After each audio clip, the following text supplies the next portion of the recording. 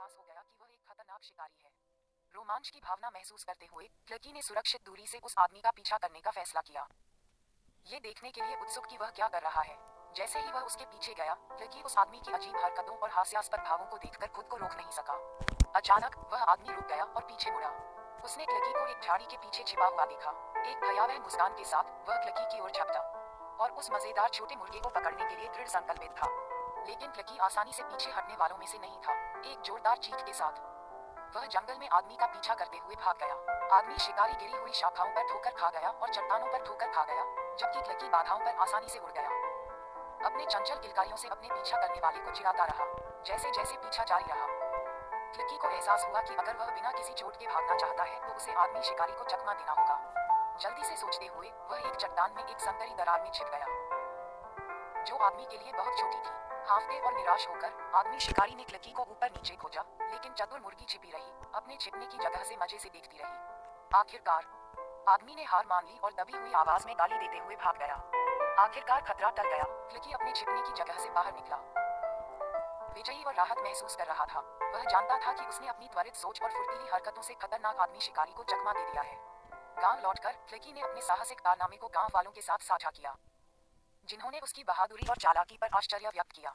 उस दिन से क्लकी गांव में एक प्रसिद्ध व्यक्ति बन गया, जो खतरनाक मानव शिकारी के चंगुल से अपने साहसी भागने के लिए जाना जाता था। जैसे ही सूरज क्षितिज पर डूब गया, क्लकी रात के लिए आराम करने लगा। इस ज्ञान से संतुष्ट कि उसने एक बड़ी चुनौती का सामना किया था और विजयी हुआ। संतुष्ट क्लकी के साथ वह सोने चला गया, मिथक और जादू की रहस्यमय दुनिया में आने वाले और भी रोमांच के सपने देखने लगा, जो किसी भी अन्य गाय से अलग थी। वह सितारों के एक दुर्लभ संरेखण के तहत पैदा हुई थी, जिसने अपनी रहस्यमय शक्तियों और ताकत को तुलना से परे प्रदान किया। लेकिन अपनी असाधारण क्षमताओं के बावजूद ऑरोरा का भाग्य गैलन नाम के एक व्यक्ति के साथ जुड़ा हुआ था, जिसने उसे एक बछड़े के रूप में पाया और उसे अपने बच्चे की तरह पाला।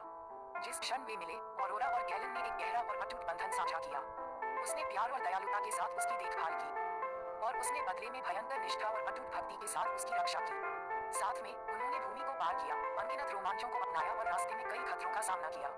जैसे जैसे समय बीतता गया, जादुई शक्तियों वाली गाय के बारे में अफवाहें फैलने लगीं और कई लोगों ने ऑरोरा को अपने लिए पकड़ना चाहा।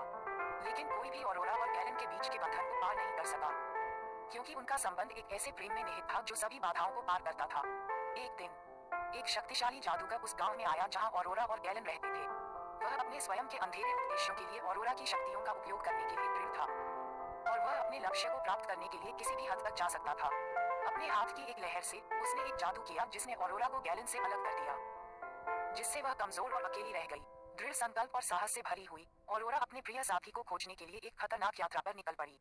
रास्ते में उसे खतरनाक जंगलों, खतरनाक जानवरों और दुष्ट आत्माओं का सामना करना पड़ा, जो हर मोड़ पर उसे विफल करने की कोशिश कर रहे थे। लेकिन ऑरोरा की ताकत और बहादुरी कभी कम नहीं हुई, और उसने तब तक आराम करने से इनकार कर दिया जब तक कि वह एक बार फिर गैलन के साथ नहीं मिल गई। कई परीक्षणों और क्लेशों के बाद ऑरोरा आखिरकार जादूगर की मांझ में पहुंच गई, जहां गैलन को बंदी बनाकर रखा गया था। एक शक्तिशाली दहाड़ के साथ उसने जादूगर की सुरक्षा को तोड़ दिया और अपनी पूरी शक्ति का इस्तेमाल करते हुए उसे परास्त कर दिया और अपने प्यारे दोस्त को मुक्त कर दिया। उस दिन से ऑरोरा और गैलन एक बार फिर साथ साथ धरती पर घूमने लगे। उनका बंधन पहले से कहीं ज्यादा मजबूत हो गया। उनकी कहानी एक किंवदंती बन गई, जो पीढ़ियों से प्यार और दोस्ती की शक्ति और मनुष्य और जानवर के बीच अटूट संबंध के प्रमाण के रूप में चली आ रही है। और इस तरह जादुई गाय ऑरोरा और साहसी गैलन ने अपने दिन शांति और सद्भाव में बिताए। उनके दिल हमेशा के लिए एक दूसरे से जुड़ गए।